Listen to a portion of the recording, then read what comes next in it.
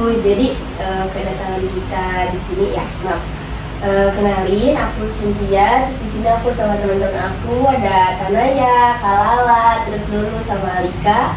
Di sini maksud kita datang mau observasi atau sedikit wawancara ibu selaku guru di SD Sanadinda terkait kurikulum merdeka dan deep learning. Kalau boleh tahu di SD Sanadinda ini pertama kali menerapkan kurikulum merdeka itu sejak kapan nih? Untuk di sekolahnya sendiri dari tahun 2023 sebenarnya menerapkan kurikulum merdeka. Cuman baru beberapa kelas saja, contohnya kelas 1 2, kelas 4 dan 5 itu baru di 2023. Cuman untuk berikutnya seperti kelas 3 dan 6 menyeluruh itu baru tahun ini aja.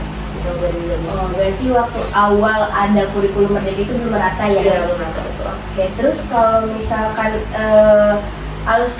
alasan dari sekolah ini mau menerapkan kurikulum merdeka sejak 2023 itu apa kalau boleh tahu? Saya jawab ya. Ya. Jadi menerapkan kurikulum merdeka itu lebih fleksibel, terus kemudian lebih memanfaatkan kepada lebih terpadunya bahwa siswa. Jadi minat bakat semua juga di siswanya. Kemudian itu juga mencakup bisa membuatkan penilaian pencapaian proyek Pancasila dalam kurikulum merdeka. Terus gimana ya proses sosialisasi kurikulum ini di sekolah itu kayak gimana? Apa ada pelatihan khusus buat gurunya atau gimana? Ya biasanya kalau di sekolah ini kita sosialisasinya webinar dan juga kita ada workshop yang biasanya diselenggarakan sama balai dari pengetahuan itu sendiri. Kalau buat pembelajaran deep learning-nya nih, pendekatan gimana sih cara menerapkan pendekatan deep learning dulu pada siswa? Deep learning sendiri kan lebih mengaitkan siswa untuk menjadi lebih happy kalau belajar. Terus kemudian dibuatkan proyek-proyek yang membuat siswa lebih aktif.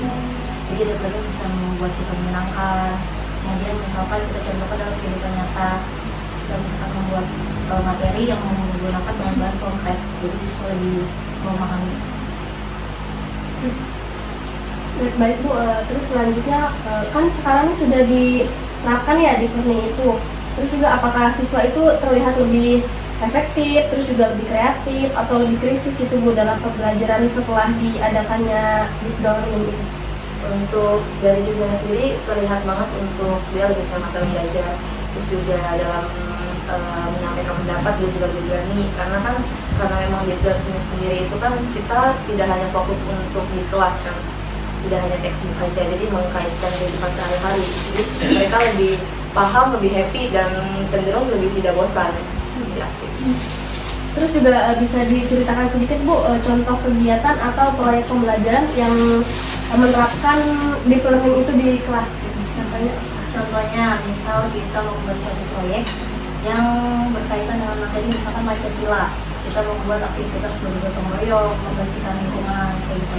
Kemudian kalau misalkan dalam pelajaran seni budaya, misalnya kita membuat suatu poster yang mengaitkan dengan materi kaitan lingkungannya, misalkan poster tentang kebersihan kayak gitu.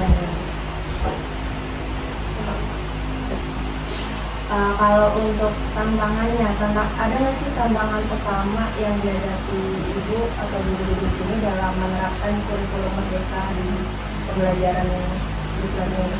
Kalau tantangan sendiri sebenarnya lebih ke waktu, karena untuk mempersiapkan itu sendiri waktunya lebih panjang dan harus lebih matang, karena kan kita mengkaitkan ke kehidupan sehari-hari, kita ngeliat dulu dari masalah di kehidupan sehari-hari seperti apa, terus dikaitkan dengan materinya, sendiri lebih ke waktunya aja.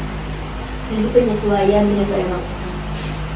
Kalau tadi kan dari tantangannya, dampak dari tantangan tersebut dari penerapan kurikulum merdeka ini terhadap motivasi dan hasil belajar siswa gimana?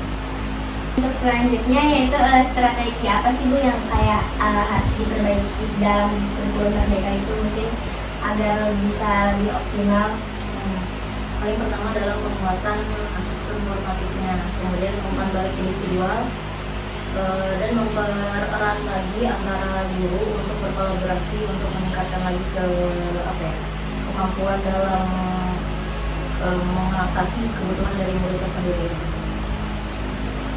Oke, mungkin untuk yang terakhir ada harapan atau untuk kedepannya gitu dari kurikulum Merdeka untuk meningkatkan kualitas pembelajaran di sekolah dasar.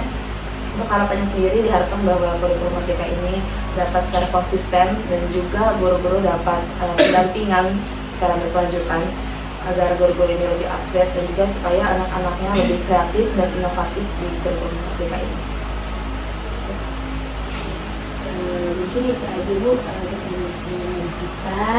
Mohon maaf kalau kita datang ke sini mengganggu waktunya, mengganggu waktu ngajarnya. Begitu aja dari kami semua. Terima kasih. Kami pamit pulang. Assalamualaikum warahmatullahi wabarakatuh. Waalaikumsalam warahmatullahi wabarakatuh.